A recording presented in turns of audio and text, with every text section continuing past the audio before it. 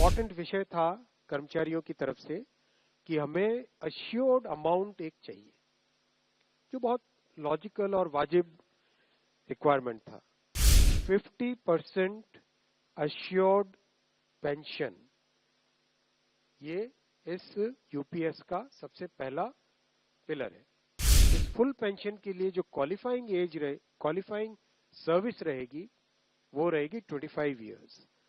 Assured pension, assured minimum pension 10,000 rupees per month, वो इसमें UPS में थर्ड पिलर ये रखा गया। ऑप्शन रहेगा, कोई अगर एनपीएस में रहना चाहे तो एनपीएस में रह सकता है, यूपीएस में ऑप्ट करना चाहे which is naturally a very attractive scheme, तो उसमें ऑप्ट कर सकता है। आज प्रधानमंत्री श्री नरेंद्र मोदी जी की अध्यक्षता में यूनियन कैबिनेट ने यूनिफाइड पेंशन स्कीम को अप्रूव किया है, इसको अनुमोदित किया है और ये स्कीम अभी आने वाले समय में लागू होगी। इम्पोर्टेंट विषय था कर्मचारियों की तरफ से कि हमें अश्योर्ड अमाउंट एक चाहिए, जो बहुत लॉजिकल और वाजिब रिक्वायरमेंट था।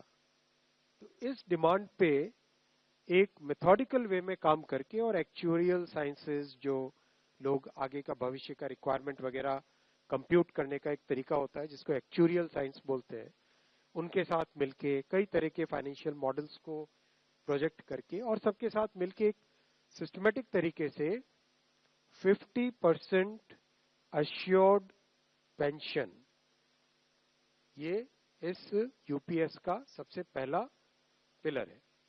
इसकी डिटेलिंग देखनी चाहिए हमें। जो ये अमाउंट मिलेगा वो रिटायरमेंट से पहले के 12 महीनों की एवरेज बेसिक पे का 50% होगा। मैं रिपीट कर रहा हूं, अश्योर्ड पेंशन का जो अमाउंट है that will be the average of basic पे ऑफ 12 मंथ्स बिफोर सुपर एनुएशन, उसका 50% होगा। और इस फुल पेंशन के लिए जो क्वालिफाइंग सर्विस रहेगी वो रहेगी 25 इयर्स, यानी 25 वर्ष तक अगर किसी ने काम किया है, सेवा की है, तो उसको फुल पेंशन यानी जो ये अश्योर्ड पेंशन का अमाउंट है वो मिलेगा। 25 साल से अगर कम है लेकिन 10 साल से ज्यादा है तो उसमें प्रोपोर्शनेट पेंशन रहेगी, प्रो रेटा वो पेंशन का अमाउंट बनेगा। जो कभी किसी कर्मचारी की डेथ हो जाए तो फैमिली पेंशन एक बहुत बड़ा, स्पाउस के लिए ये बहुत बड़ी एम्प्लॉयज की एक रिक्वायरमेंट थी, डिमांड थी। तो सेकंड पिलर इस यूपीएस का है अश्योर्ड फैमिली पेंशन। किसी भी कर्मचारी के डिमाइज से पहले, इमीडिएटली पहले जो पेंशन थी, अमाउंट था, उसका 60% मिलेगा एम्प्लॉय के, डिसीज्ड एम्प्लॉय के स्पाउस को। ये सेकंड पिलर है। थर्ड पिलर है अश्योर्ड मिनिमम पेंशन।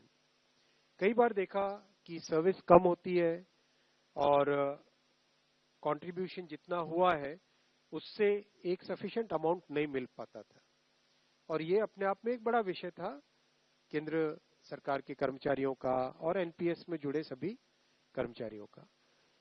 इसीलिए एक minimum assured pension, assured minimum pension 10,000 rupees per month, वो इसमें यूपीएस में थर्ड पिलर ये रखा गया। इसके साथ आगे वाले पॉइंट को जोड़ के करेंगे तो अगर डीएनएस रिलीफ यानी महंगाई से रिलेटेड रिलीफ जो मिलेगी तो वो आज की तारीख में होते होते करीब करीब 15,000 रुपए पर मंथ हो जाती है, which is a substantial relief part of this entire pension system. Fourth pillar है इन्फ्लेशन के साथ इंडेक्सेशन। जैसे केंद्र सरकार के एम्प्लॉयज के लिए सैलरी में डीएनएस अलाउंस होता है, उसी पैटर्न पे जो इंडेक्स है, सेम इंडेक्स को यूज करके all India consumer price index for industrial workers, इसको यूज करके assured pension, assured family pension और अश्योर्ड मिनिमम पेंशन, इन तीनों के तीनों जो आपने पिछले पेज पे तीनों पिलर्स देखें, assured pension, assured family pension और अश्योर्ड मिनिमम पेंशन, इन तीनों के ऊपर इन्फ्लेशन इंडेक्सेशन डीएनएस रिलीफ के बेसिस पे मिलेगा, डीआर, डीए की जगह डीआर, डीएनएस रिलीफ। पांचवा पिलर है इस स्कीम का lump sum payment at superannuation in addition to gratuity. ये एक तरीके से बहुत ही इंपॉर्टेंट और बहुत ही बड़ी एक रिलीफ मिलेगी। जब सुपर एन्युएशन होता है तो उसके बाद में इंसान अपनी लाइफ को प्लानिंग जिस तरह से करना चाहिए तब कई बड़े खर्चे आते हैं, इसलिए ये लंप सम एक अमाउंट तय किया गया। यह है कि हर 6 महीने की सर्विस के लिए मंथली इमोल्यूमेंट्स विच मीन्स पे एंड डीए कंबाइंड, उसका 10% अमाउंट। तो ये एक अपने आप में सब्सटैंशियल एक अमाउंट रह जाएगा। जैसे मान लीजिए किसी का 30 इयर्स की सेवा है तो उसमें करीब करीब 6 महीने की सैलरी, सोमनाथन साहब दैट्स करेक्ट ना, करीब करीब 6, तो उसको 6 महीने की इमोल्यूमेंट्स जो उसकी रहेगी पे प्लस डीए मिला के वो एक लमसम अमाउंट की तरह मिलेगा।